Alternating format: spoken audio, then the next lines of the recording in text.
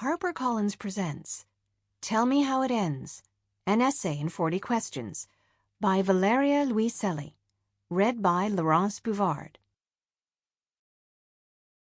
Introduction.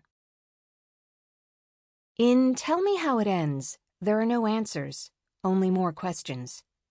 In this urgent, haunting, exquisitely written little book, the questions asked by Valeria Luiselli are her own, her children's, and those she finds on the questionnaire drawn up by immigration attorneys for the tens of thousands of Central American children who arrive in the United States each year after being smuggled across Mexico to the U.S. border. These children are the most vulnerable members of an ongoing exodus of Central Americans fleeing poverty and violence in their shattered nations in the expectation of finding a better life in the United States. Many of the children are raped, robbed, or even killed along the way. As a Mexican woman living in the United States, facing her own travails with the Immigration Service for a green card that would grant her U.S. residency and permission to work, Luiselli became transfixed by the surge of child refugees during the summer of 2014. She began working as an interpreter with an immigration court in New York City, where she was given the task of assisting the children with the intake questionnaire, asking its questions of them in Spanish, and then translating their answers.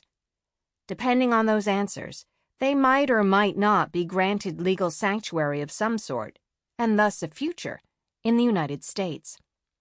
Luiselli soon realized it was impossible to fit the children's lives neatly into the boxes provided, observing, "The children's stories are always shuffled, stuttered, always shattered beyond the repair of a narrative order.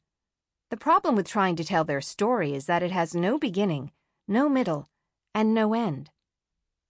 The result of Luiselli's experience is this book, in which the questions posed to the refugee children become catalysts for her own questions about the nature of family, childhood, and community, and above all, about national identity and belonging.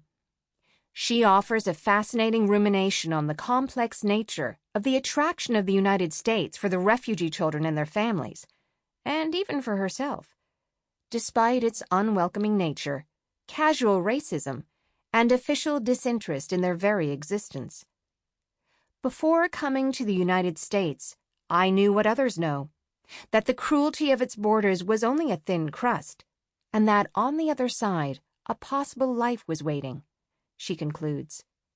I understood some time after that once you stay here long enough, you begin to remember the place where you originally came from, the way a backyard might look from a high window in the deep of winter. A skeleton of the world, a tract of abandonment, objects dead and obsolete. And once you're here, you're ready to give everything, or almost everything, to stay and play a part in the great theater of belonging.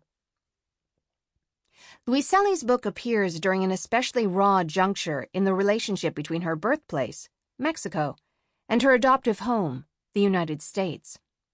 During the 2016 U.S. presidential election campaign, the nature of the relationship between the two countries became an essential plank in the candidacy of Republican billionaire Donald Trump, who notoriously referred to Mexicans as unwelcome intruders, as, quote, criminals, drug dealers, and rapists, unquote, and called for a wall to be built along the border, one that, in an apparent effort to be as humiliating as possible, he insisted, Mexico will pay for.